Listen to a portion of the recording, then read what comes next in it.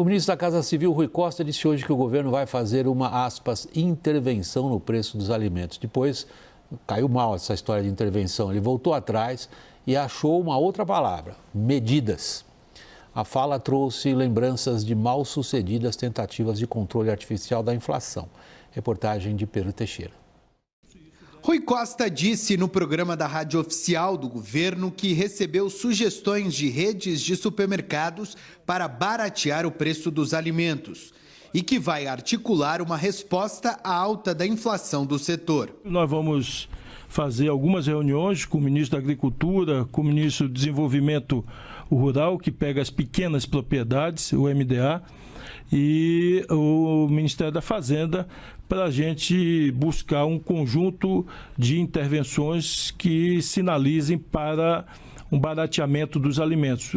A iniciativa é uma resposta ao pedido feito por Lula no início da semana, quando o presidente afirmou aos ministros que o governo precisa garantir o controle do preço dos alimentos. Reconstrução, união e comida barata na mesa do trabalhador, porque os alimentos estão caros na mesa do trabalhador. A inflação acumulada de alimentos e bebidas nos últimos 12 meses já ultrapassa os 7,6% e cresce mais do que nos outros setores da economia. O IPCA do mesmo período foi de 4,83%. À tarde, em entrevista à CNN Brasil, o ministro negou que o governo vá tentar controlar os preços à força. Nós vamos substituir a palavra intervenção por medidas. Então, o que o presidente Lula está orientando, está coordenando, é que nós possamos reunir com a sociedade, com os ministros e colher as sugestões daquelas iniciativas que podem contribuir, por exemplo, para uma maior oferta de alimentos. A pressão inflacionária é o principal risco eleitoral para o governo Lula, que já se articula para a disputa do ano que vem. O Banco Central sinalizou que pretende aumentar mais a taxa de juros como tentativa de controlar a escalada dos preços. Tarefa que exigiria frear a atividade econômica justamente no ano da eleição presidencial. O aumento na taxa de juros faz com que o governo pague um prêmio cada vez maior para financiar a dívida da União. E a falta de confiança do mercado financeiro na política fiscal de Lula agrava ainda mais o cenário.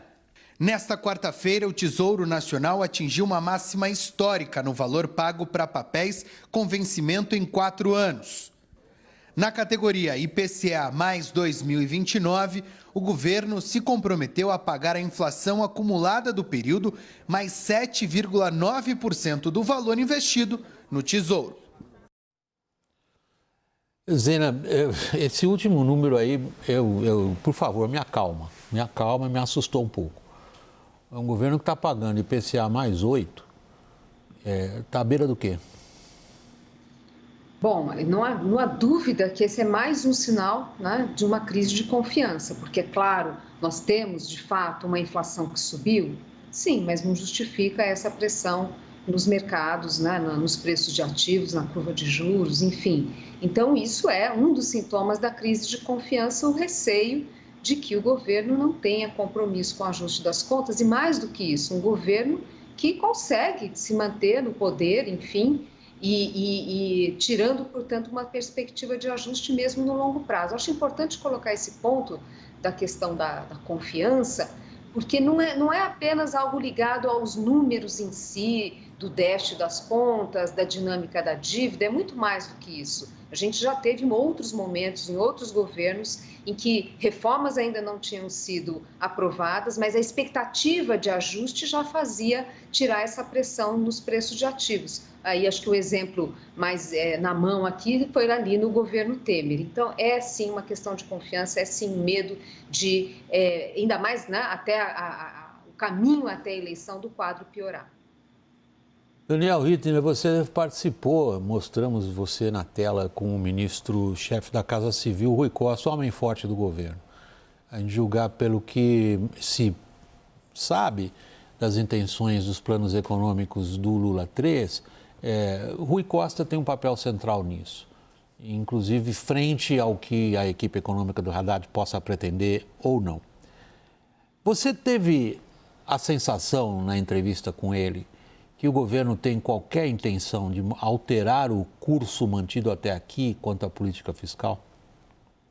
Não, de verdade não, William, e acho que ele manifestou isso até durante a entrevista. O governo está preocupado, obviamente, com o preço dos alimentos, porque isso é uma bomba para a popularidade de qualquer governo, não é só do Lula. Preço dos alimentos e preço dos combustíveis é uma coisa que realmente pega na popularidade de qualquer governo.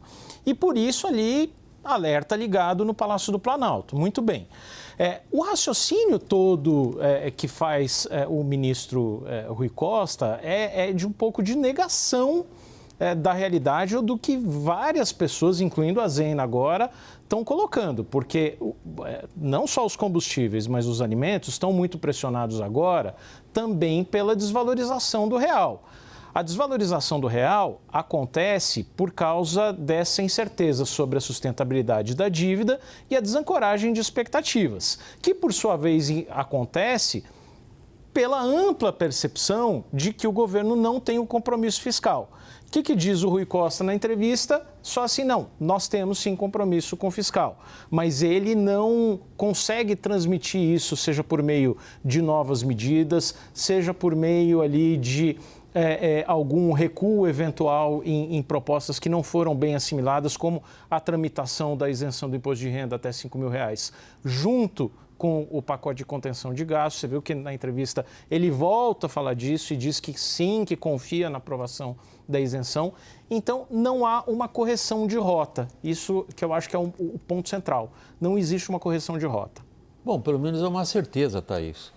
É uma certeza que está começando... Não vai mudar. Não vai mudar. A ministra Simone Tebet está num jantar em Brasília com gente do mercado e acabou de dizer para eles, falei agora com gente que está lá, acabou de dizer para eles que mudança estrutural não vem antes de 2027, que é o desejo do presidente Lula, ou seja, nada muda de estrutural na gestão das contas públicas até depois de 2026, ou seja, depois de 2026 se o presidente Lula for reeleito ou o seu escolhido for eleito, mas na verdade a Zena bem sabe disso, qualquer que seja o presidente vai herdar, aí sim uma herança maldita, vai herdar uma situação fiscal absurdamente negativa, até porque o arcabouço fiscal que hoje é a âncora, que é a regra, que funciona, que deveria funcionar no país, não está mais, não tem mais credibilidade.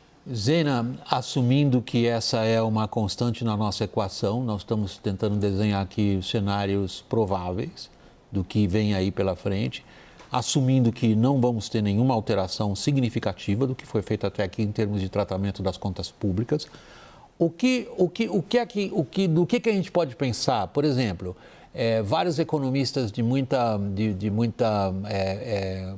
eco no mundo, no seu mundo dos economistas, estão assumindo que o governo vai tratar a dívida via inflação. Ou seja, vai tolerar um grau de inflação mais alto como maneira de abater o valor real da dívida. Esse é um cenário que o Brasil fez nos anos 80 e não acabou bem. Antes disso, acho que vale só colocar o seguinte ponto. A gente está na reta final, a gente sabe que reforma estrutural é coisa de início de governo.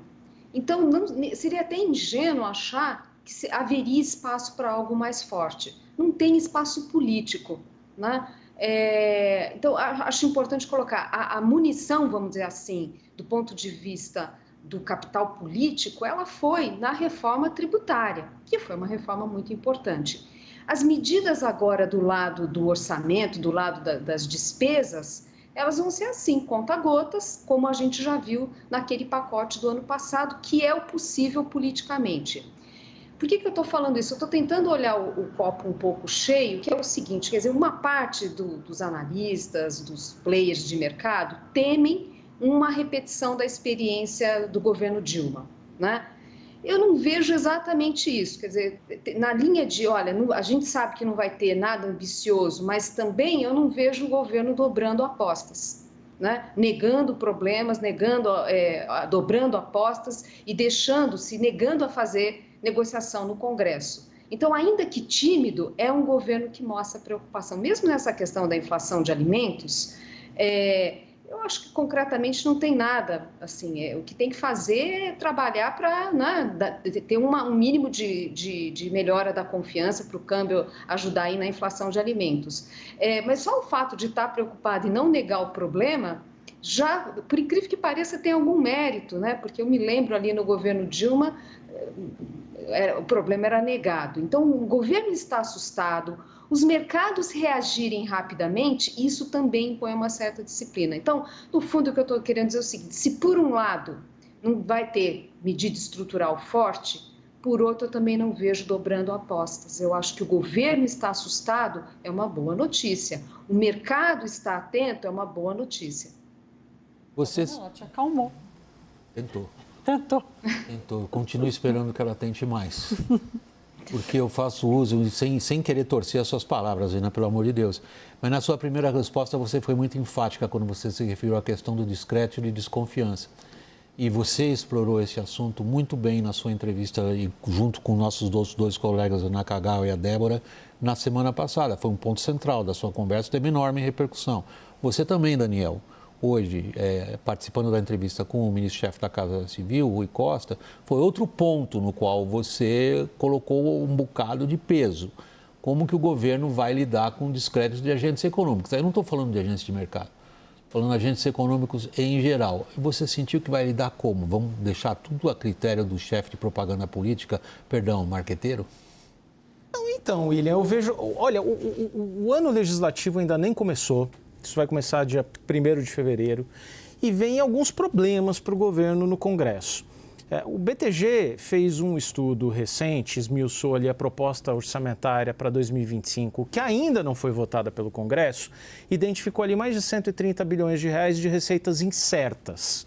Isso é desde, novamente, superestimativa com receitas que virão do CARF, ou aprovar aumento de alíquotas da CSLL e de JCP, que não vão acontecer. Não existe possibilidade disso acontecer no Congresso, por tudo que eu tenho conversado, e o governo vai levar algumas bombas ainda no Congresso.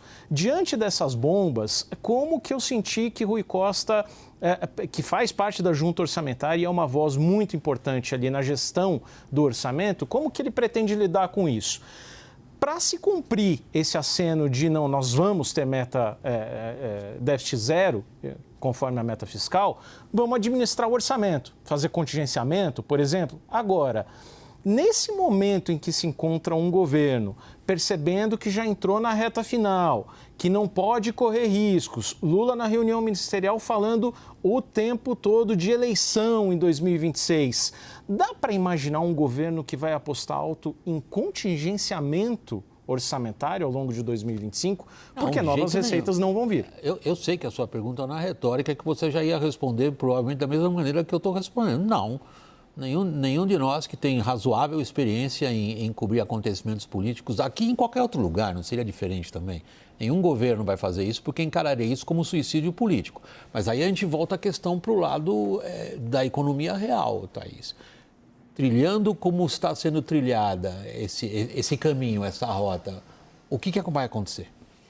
Eu acho que a Zena tem um ponto interessante aqui, quando ela diz que não acredita que o governo vai dobrar a aposta. Isso é importantíssimo para os agentes econômicos, não de mercado, mas da economia real também, inclusive passarem os próximos 2 anos tomando decisão diante de uma situação que não pode descarrilhar.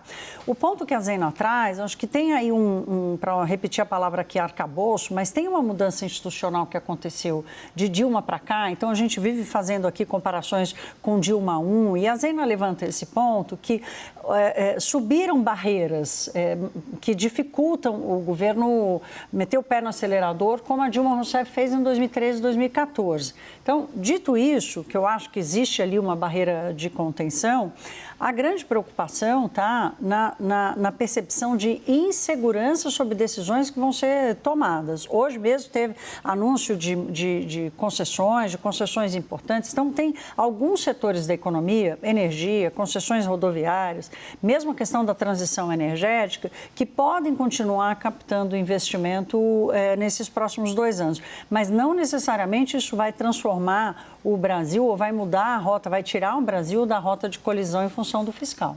Deixa eu usar as palavras que você usou em relação ao ministro da Fazenda, Haddad. Pode. Você disse para ele, o gabarito disso tudo é a dívida pública. O que vai acontecer com a dívida pública, Zena?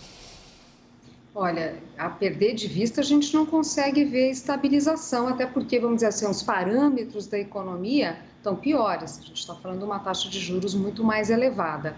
Por isso que entra essa questão da confiança. Olha aqui, tá ruim? Tá. Vai continuar piorando? Vai.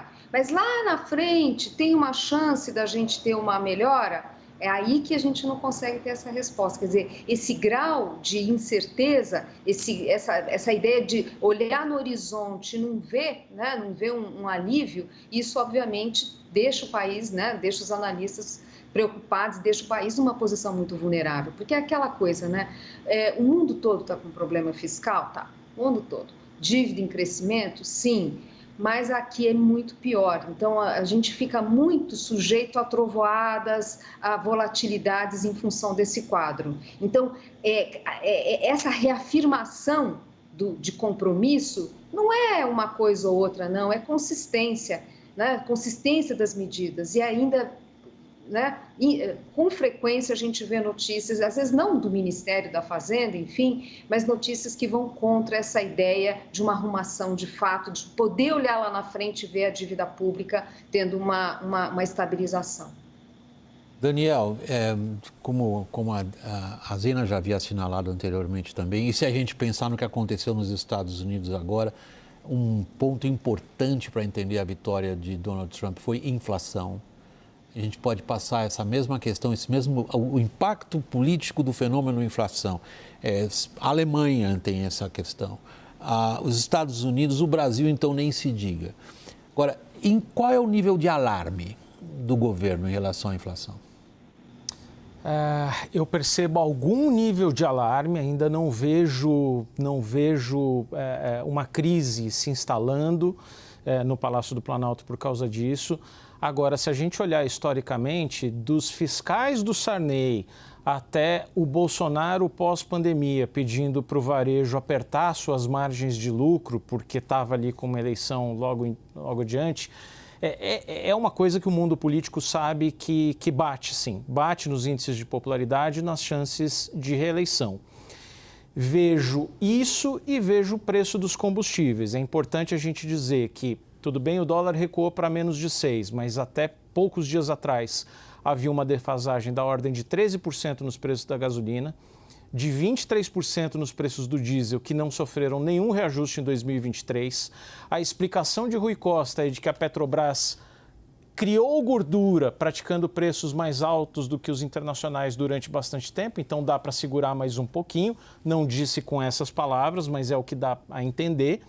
E aí, eu achei até ele bastante explícito. Eu vi a sua insistência nessa questão e você insistiu muito quanto à independência da Petrobras em poder fazer sua política de preços. E a resposta dele, enfática a você, foi essa: não, eles têm uma gordura para queimar, faz o que quiserem. Agora, no fundo, eu continuo percebendo, William, acho que assim, a vibe do governo atualmente é de que se você tiver um crescimento da ordem de 2,5% no ano que vem, inflação de 5%, 6%, que vá lá, com os resultados fiscais que está demonstrando, é um governo que se acredita com ótimas chances de reeleição. Por isso, diminuem-se as chances de uma correção de rumo, de um ajuste mais forte. Não foi à toa que se buscou, e isso foi coordenado por parte do governo, de tratar a questão da inflação de alimentos. O que está na mesa para ser feito concretamente, Thaís? De eficácia comprovada, nada.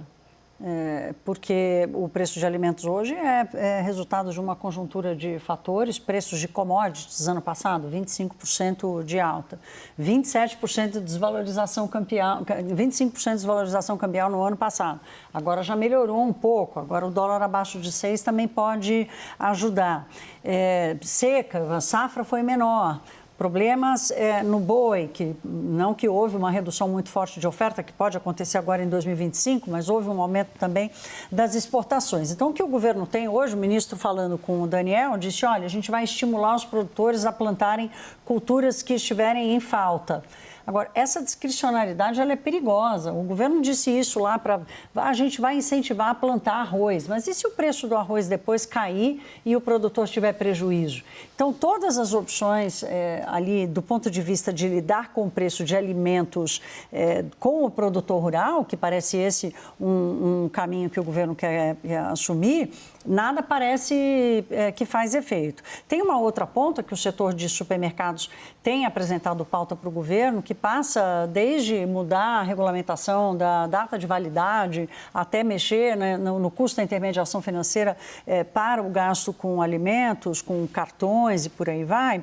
Mas isso tem a ver muito mais com o custo Brasil, vamos dizer assim, do que exatamente com preços de alimentos, né? Então, o governo querer transformar isso numa bandeira, assim como fez na questão do arroz, pode não dar em nada, mas pode manter um ruído de comunicação mais forte nesse momento que eles estão querendo mudar. Uai. Foi isso que aconteceu hoje.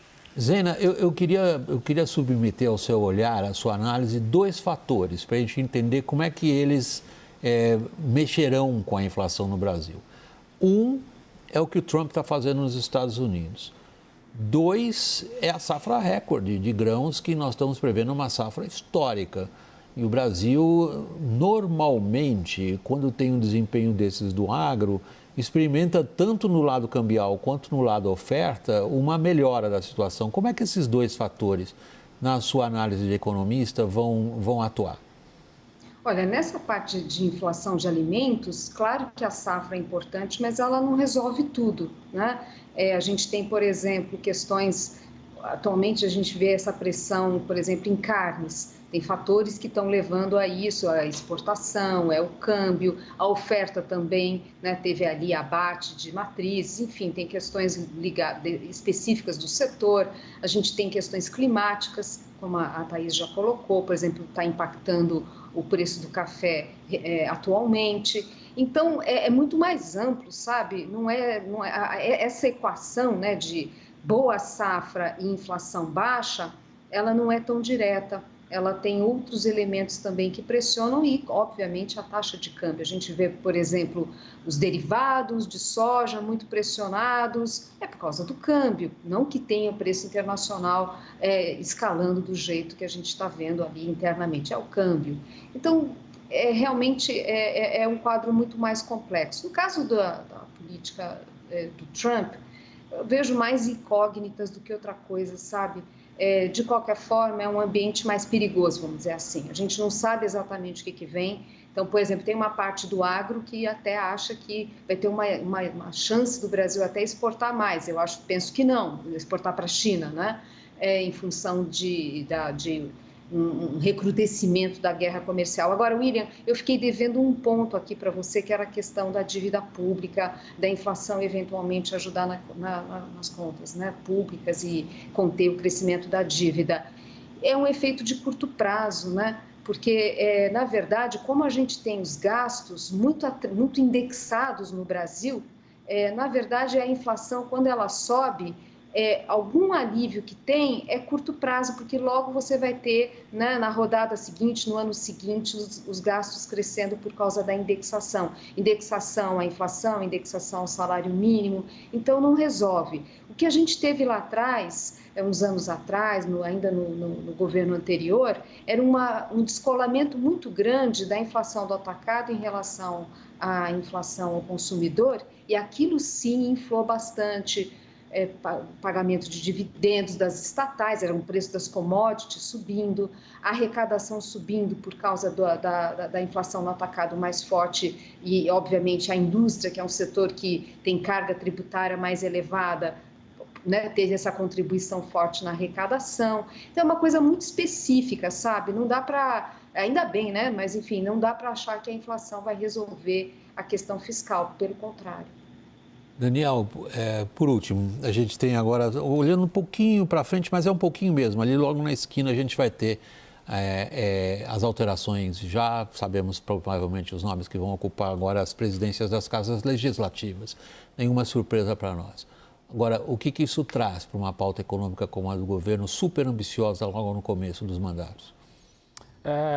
a constante, a lógica do Congresso se mantém e se intensifica. Não há mais espaço para aumento de tributação. Os recados já foram muito dados, o Congresso está muito disposto e tem um apetite muito grande para derrubar vetos. Por exemplo, hoje a gente viu uma mobilização muito grande de bancadas importantes do empreendedorismo, bancada ruralista, para derrubar vetos do governo na reforma tributária que vão garantir isenções fiscais. Então, não tem espaço para corte de benefício tributário, para aumento da tributação. Vai ser uma agenda, do ponto de vista econômico, difícil para o governo nessa segunda metade da legislatura.